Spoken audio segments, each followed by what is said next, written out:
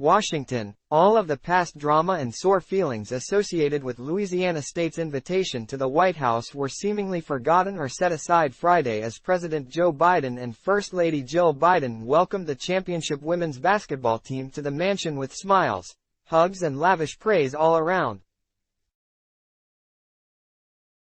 The visit had once appeared in jeopardy after Jill Biden suggested that the losing Iowa team be invited, too. But none of that was mentioned as both Bidens heralded the players for their performance and the way they have helped advance women's sports. "Folks, we witnessed history," the president said. "In this team, we saw hope, we saw pride and we saw purpose. It matters." The ceremony was halted for about 10 minutes after forward Samaya Smith appeared to collapse as she and her teammates stood behind Biden. A wheelchair was brought in and coach Kim Mulkey assured the audience that Smith was fine. LSU said in a statement that Smith felt overheated, nauseous and thought she might faint. She was evaluated by LSU and White House medical staff and was later able to rejoin the team. She is feeling well, in good spirits, and will undergo further evaluation once back in Baton Rouge, the LSU statement said. Since the passage of Title X in 1972, Biden said, more than half of all college students are women, and there are now 10 times more female athletes in college and high school. He said most sports stories are still about men, and that needs to change. Title X prohibits discrimination based on sex in federally funded education programs and activities.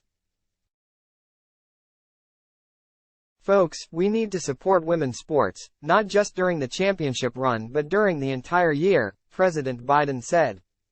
After the Tigers beat Iowa for the NCAA title in April in a game the First Lady attended, she caused an uproar by suggesting that the Hawkeyes also come to the White House.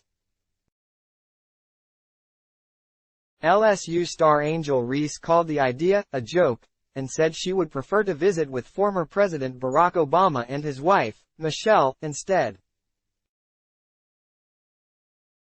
The LSU team largely is black, while Iowa's top player, Caitlin Clark, is white, as are most of her teammates. Nothing came of Jill Biden's idea and the White House only invited the Tigers. Reese ultimately said she would not skip the White House visit.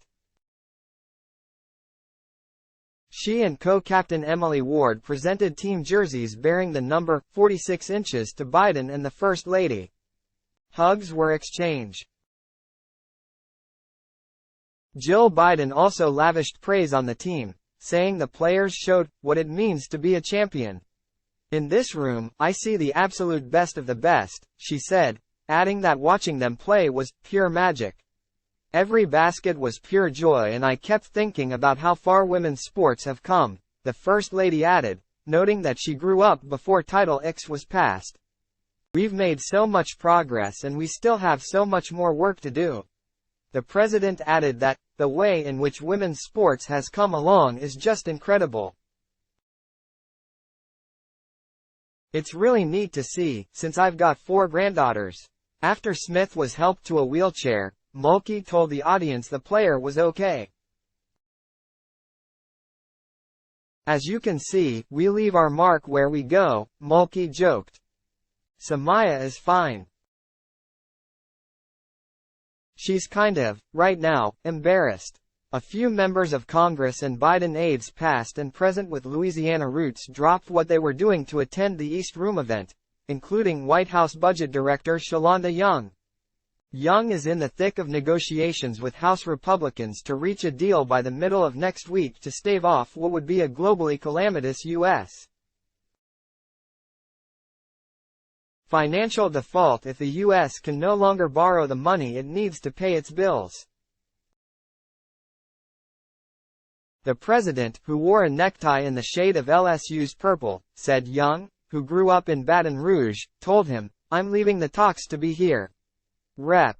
Garrett Graves, one of the House GOP negotiators, also attended.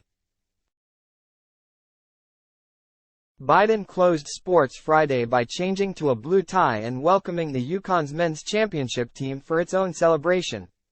The Huskies won their fifth national title by defeating San Diego State, 76-59, in April. "Congratulations to the whole UConn nation," he said.